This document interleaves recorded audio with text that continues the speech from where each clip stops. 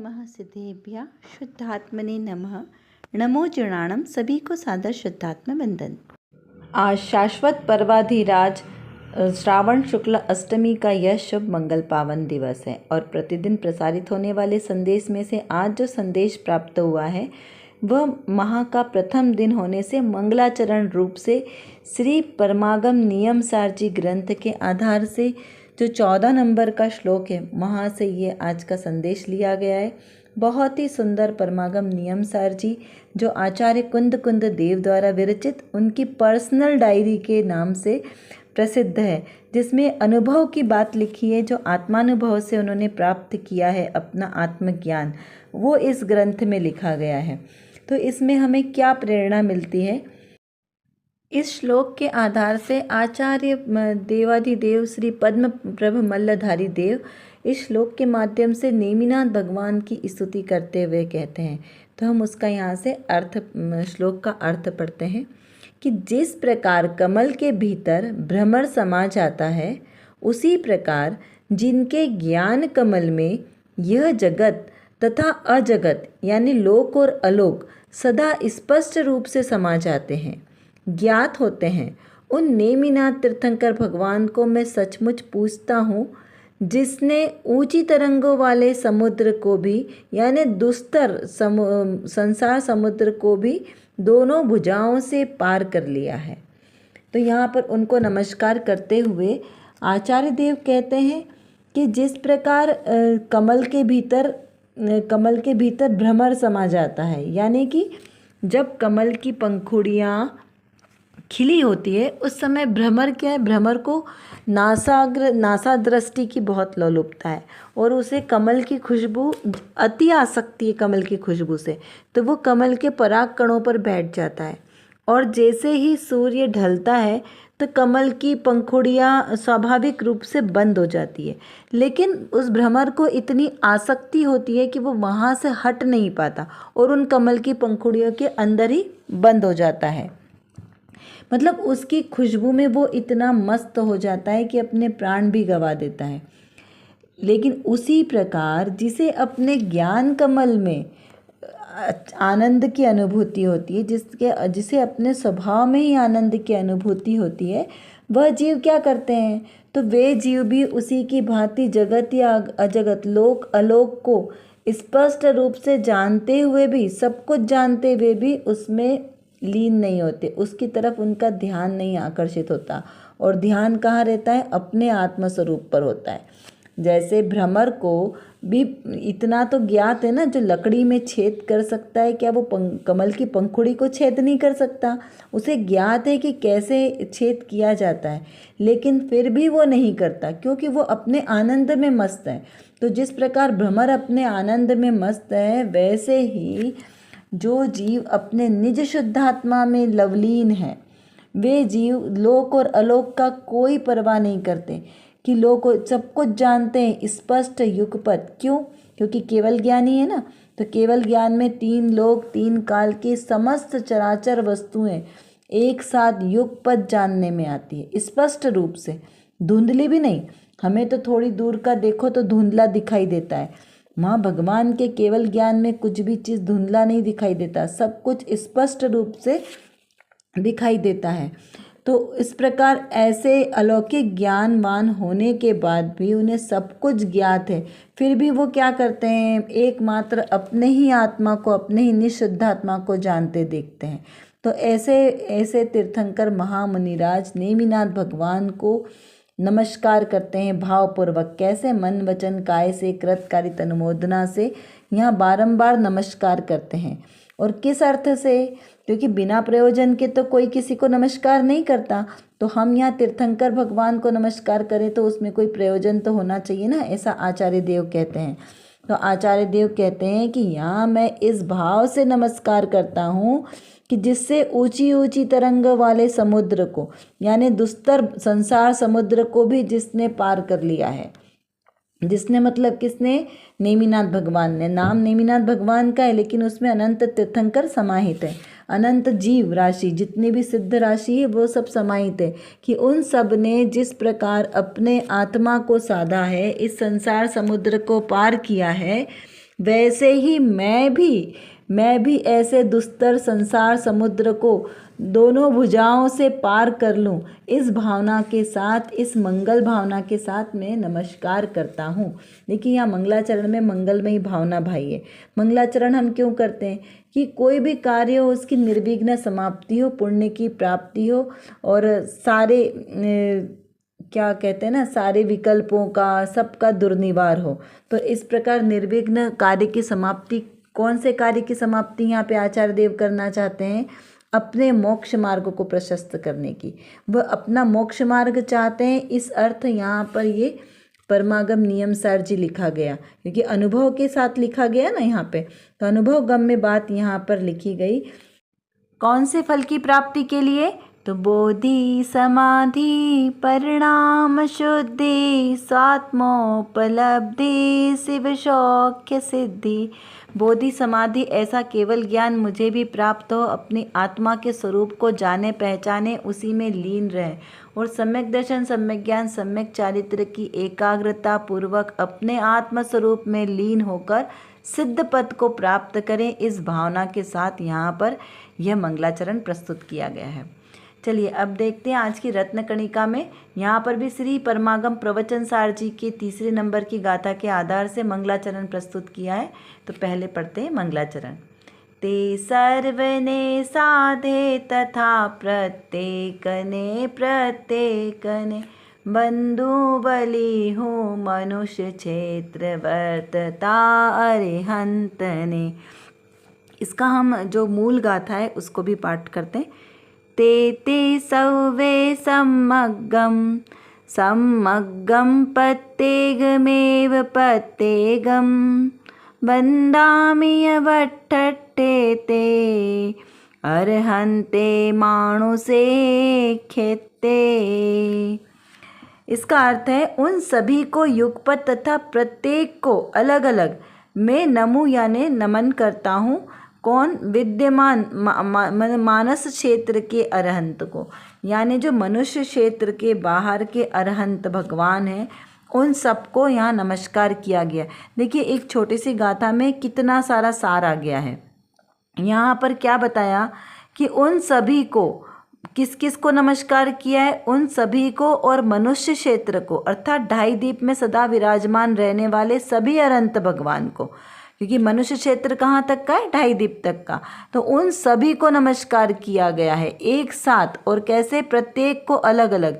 जितने भी सिद्ध हुए हैं उन सबको पहले तो एक साथ अभेद रूप से नमस्कार किया, सर्व सिद्धों को, फिर सबको अलग अलग भी यहाँ वंदना की गई है। इस प्रकार इस छंद में अनंत भगवान, सिद्ध परमेष्ठी, गणधर आदि आचार्य देव, उपाध्याय देव और सर्व साधु सबको नमस्कार हुआ है। और किसके अर्थ?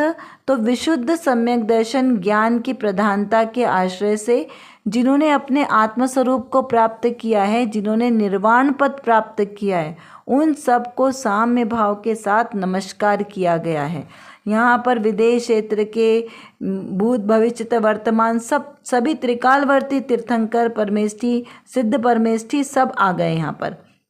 तो यहाँ पर क्या कहा कि उनके बाद उन्हीं सभी परम पंच परमेष्ठियों को जो पर्याय से परमेष्ठी पद में व्याप्त हैं, उन सभी को नमस्कार किया है। वर्तमान में इस क्षेत्र में उत्पन्न तीर्थंकरों का अभी तो अभाव है, लेकिन महाविदेह में तो आज भी उनका सद्भाव है ना, वहाँ तो आज भी विद्यमान है। तो वो सब मनुष्य क्षेत्र यानी जो ढाई दीप में जितने भी प्रवर्तमान, जितने भी वर्तमान में भूत में भविष्य में जो काल है, जो हमें पता है और जो नहीं भी मालूम है, ऐसे सब तीर्थ नायक परमेष्ठियों को सबको यहाँ पर नमस्कार किया गया है।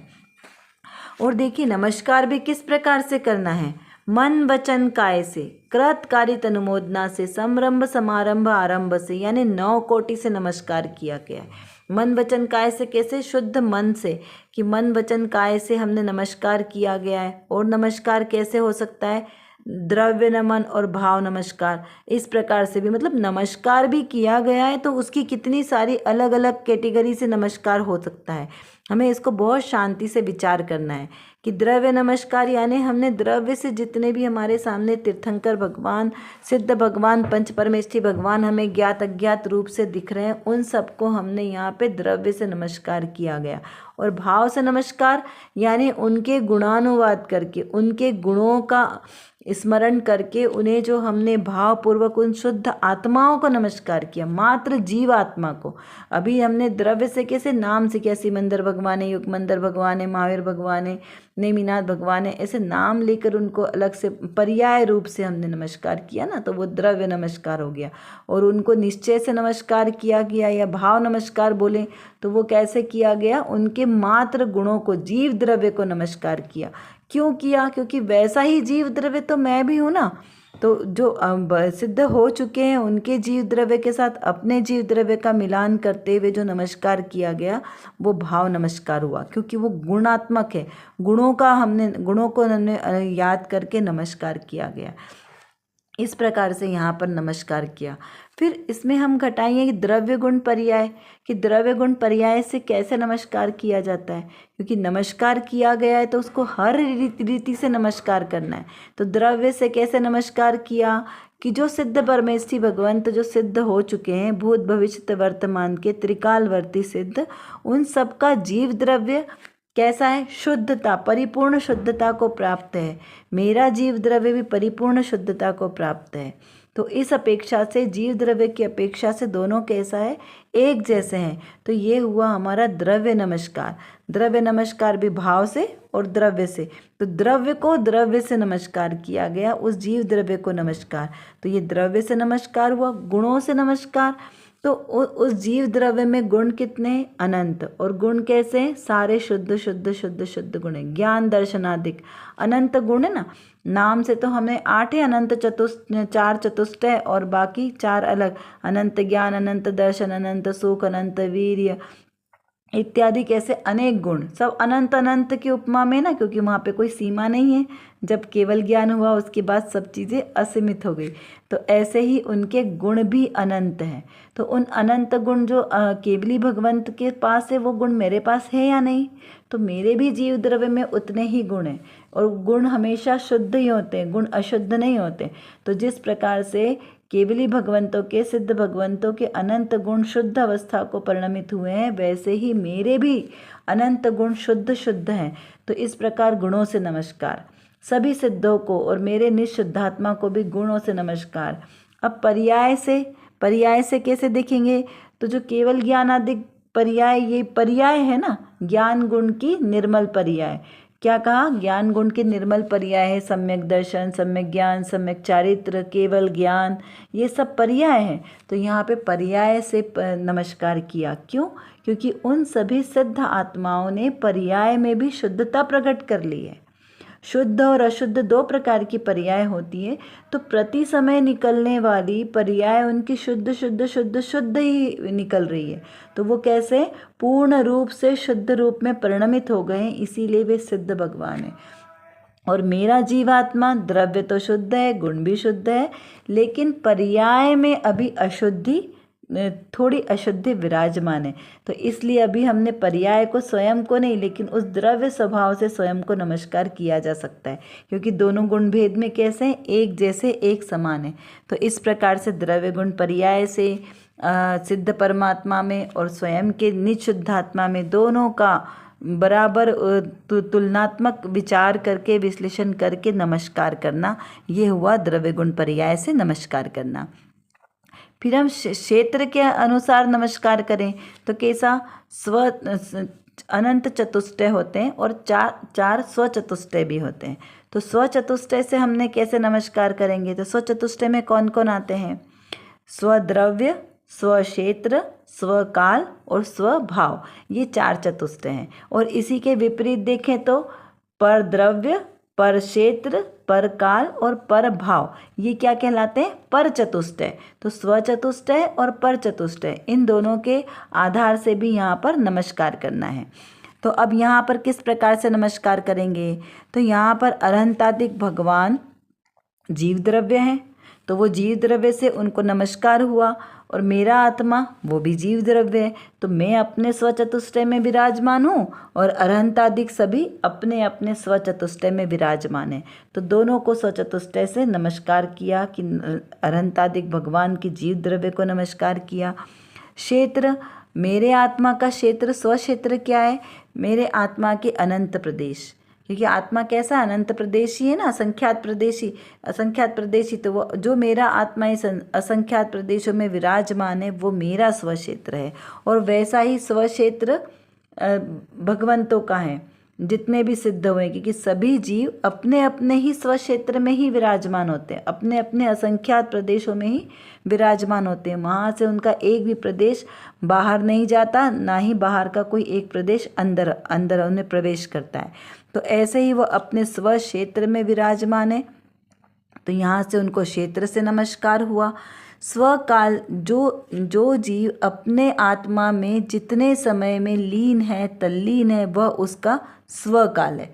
क्योंकि परकाल तो आप अगर बाहर में उपयोग जाएगा तो वो आपका परकाल हो जाएगा, पर समय कहलाएगा। और जितना समय हमारा आत्मा अपने आत्म स्वभाव में स्थिर है तो वो हमारा स्व समय कहलाएगा। तो इस प्रकार सभी सिद्ध जीवों का, सभी अरंतादिक परमेष्ठियों का स्वकाल अपना, उनका आत्मा उनके ही आत्मा में लीन है, तल्लीन है, उसी रूप परिणमित हुआ है, इसलिए वह उनका स्वकाल हुआ।